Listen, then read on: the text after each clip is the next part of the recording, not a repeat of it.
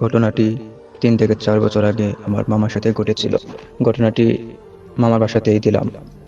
তখন রাত 1টা বাজে। দোকান বন্ধ করব, হঠাৎ মোবাইলে একটা কল এলো। দেখি বন্ধু শাহিন ফোন করেছে। ভাবলাম এত রাতে ওর ফোন, কাহিনী কি? ফোন ধরলাম।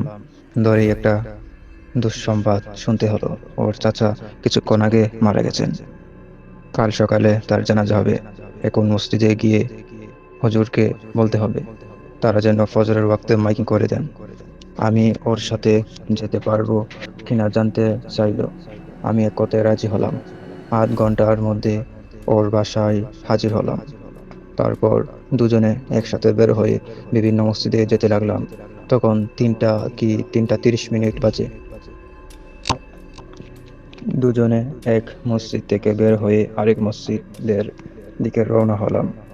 যে মসজিদটিতে যাচ্ছিলাম তাতে যেতে হলে মাঝখানে একটি ডোমপাড়ার মধ্যে দিয়ে যেতে হয়। দুজনে ডোমপাড়ার মধ্যে দিয়ে যাচ্ছি। বন্ধুর মন খারাপ, তাই সে কোনো কথা বলছিল না। পাড়াটি অত্যন্ত নোংরা। রাস্তার পাশে কিছু দূর পর পর স্ট্রিট লাইট পোস্ট। কিছু দূর এগোনোর পর অদ্ভুত অনুভূতি হতে লাগলো। মনে হলো কে যেন আড়াল থেকে আমাদের দেখছে। শাহিনেরও যে একই অবস্থা হয়েছিল তা পরে জেনেছি। অস্বস্তি কাটাবার জন্য দুজনে কথা বলতে বলতে এগোতে লাগলাম।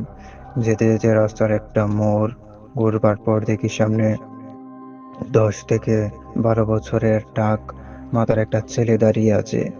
আমরা একটু অবাক হলাম, এত রাতে এত ছোট একটা ছেলে বাহিরে কি করছে? আমরা এগিয়ে গেলাম। পিচ্চিটাকে বললাম, এই, তোর বাড়ি কই? এত রাতে এখানে কি করস? পিচ্চিটা কিছু না বলে মাথা নিচু করে হাঁটা ধরলো। এরপর সে যা করলো তা এক কথায় অবিশ্বাস্য। সে রাস্তার পাশের ট্রেনের দিকে এগিয়ে গেল এবং আস্তে আস্তে ট্রেনের মধ্যে পুরোপুরি ঢুকে গেল। আমরা সাথে সাথে ধরে ট্রেনের কাছে গিয়ে উকি দিলাম, কিন্তু পিচ্চিটার ছায়াও দেখতে পেলাম না। তো তাড়াতাড়ি চম্পট দেওয়া কোনো মানুষের পক্ষে সম্ভব না। তার চেয়েও বড় কথা হলো ড্রেনটা এত সরু যে কোনো 10 থেকে 12 বছরের ছেলে সেটাই পুরোপুরি ঢুকতে পারবে না। রাস্তার পাশে স্ট্রিট লাইটের আলোয় ঘটনাটা চাক্ষুষ করলাম। কেমন যেন ধোঁকা লাগলো। যাই হোক, ব্যাপারটা পাত্তা না দিয়ে চলতে লাগলাম। অদ্ভুত অনুভূতিটাও বহাল রইলো। আর একটু এগোনোর পর কি কারণে যেন একটা লাইট পোস্টের মাথার দিকে নজর গেল। যা দেখলাম তা দম বন্ধ হয়ে গেল। পোস্টের মাথায় ঝুলছে একটা লাশ, পিচ্চিটার লাশ। এবার বুঝতে পারলাম কিসের পাল্লায় পড়েছি। শাহিনেরও লাশটা যে লক্ষ্য করেছে তাও বুঝলাম। তারপরের কথাই সে শুধু বলল, দোস্ত ভাগ। দুজনে দৌড় লাগালাম। কত দূর দৌড়াবার পর থামলাম। মনে হলো বেঁচে গেছি। কিন্তু হঠাৎ করে শাহিনের চিৎকার। ওর দিকে ঘুরে দেখি সে উপরের দিকে আঙ্গুল তাক করে আছে। অপর দিকে তাকাতেই দেহে কাঁপুনি ধরে গেল। সেই লাইট পোস্ট, সেই লাশ, চারপাশের পরিবেশও চেনা মনে হলো।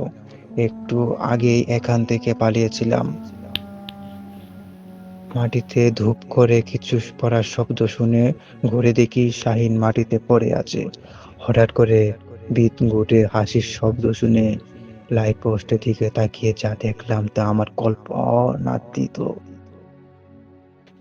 পোস্টে লাইট পোস্টে মাথার কোনো লাশ নেই। ওইটার নিচে দাঁড়িয়ে হট্টহাসি হাসছে সেই পিচ্চি ছেলেটা। হঠাৎ করে সে হেঁচকা টান দিয়ে মাথার ছিঁড়ে ফেললো। আলোতে স্পষ্ট দেখলাম চারপাশ রক্ত ছিটকে পড়লো। কাঠটা মাথাটি পাগলের মতো হাসতে লাগলো। সেই ছোট্ট ছেলেটির মাথা সে নিজেই ছিঁড়ে ফেললো। এরপর মাথা হাতে আমাদের দিকে এগোতে লাগলো।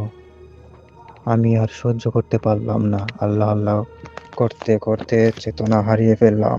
পরদিন যখন হুঁশ হয় বুঝতে পারি আমরা একটা মসজিদে আছি। পরবর্তীতে জানতে পারি যে ফজরের ওয়াক্তে মসজিদে আসার পথে আমাদের পরে থাকতে দেখে মুসল্লিরা আমাদের মসজিদে নিয়ে এসেছে। এটা ছিল সেই মসজিদ যেটার উদ্দেশ্যে আমরা রওনা হয়েছিলাম। ইমাম সাহেবের কাছে আমরা সব কথা বললে তিনি বলেন যে ওইটা ছিল খারাপ প্রকৃতির প্রেত, যা মানুষের পথ ভুলিয়ে দিয়ে এবং ভয় দেখিয়ে ক্ষতি করে থাকে। তিনি আমাদের রাতে বাইরে থাকতে নিষেধ করলেন। তার কথা আজও মেনে চলি।